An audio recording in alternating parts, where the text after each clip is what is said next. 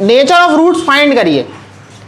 अगर if the real roots exists, अगर answer real root आ जाता है, यानी कि आपने सॉल्व किया, डी की वैल्यू निकाली और डी की वैल्यू से आपको ये पता चला, डी मतलब डिस्क्रिमिनेंट, और उससे आपको ये पता चला कि रूट्स रियल है। रूट्स क्या है? रियल, यानी कि डी की वैल्यू पॉजिटिव आ गई। डी की वैल्यू क्या आ गई?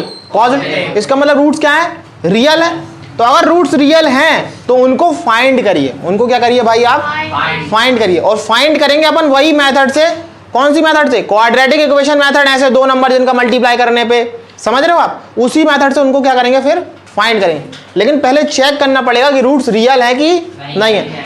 अगर रियल होते हैं उसी कंडीशन में क्या करना है आपको? फाइंड। अगर रियल नहीं होते तो फिर आपको फाइंड नहीं करना है, आगे निकल जाना है। ठीक है भाई, चलिए। तो दो कंडीशन ऐसी होती है जिसमें रूट्स रियल होते हैं।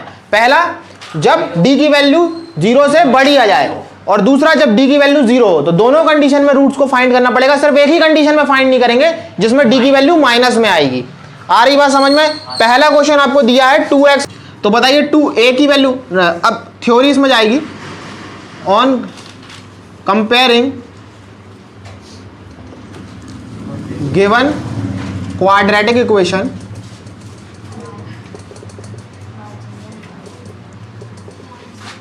with जनरल इक्वेशन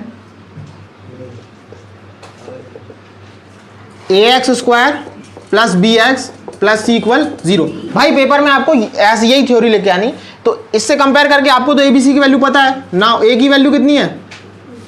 2, b की वैल्यू और c की वैल्यू 5। ये आ गया abc। फॉर्मूला क्या है डिस्क्रिमिनेंट का?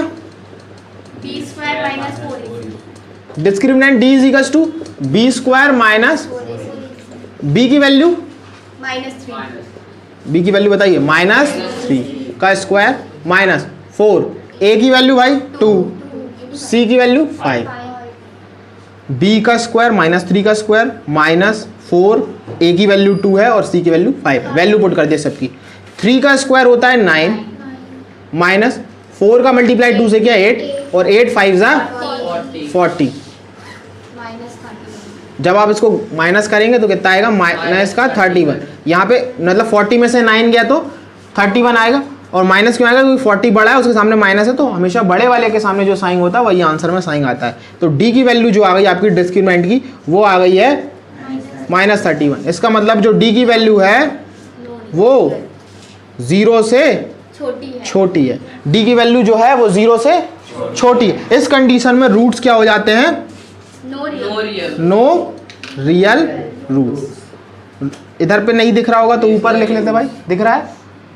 कहाँ पे कट गया है? ये कट गया पूरा।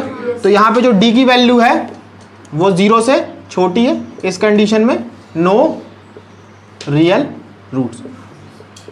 नो रियल मतलब रूट्स अगर रियल नहीं है तो आपको आगे रूट्स को फाइंड भी नहीं करना है, यानी कि आंसर यहीं पे छोड़ना, नो रियल रूट्स। भाई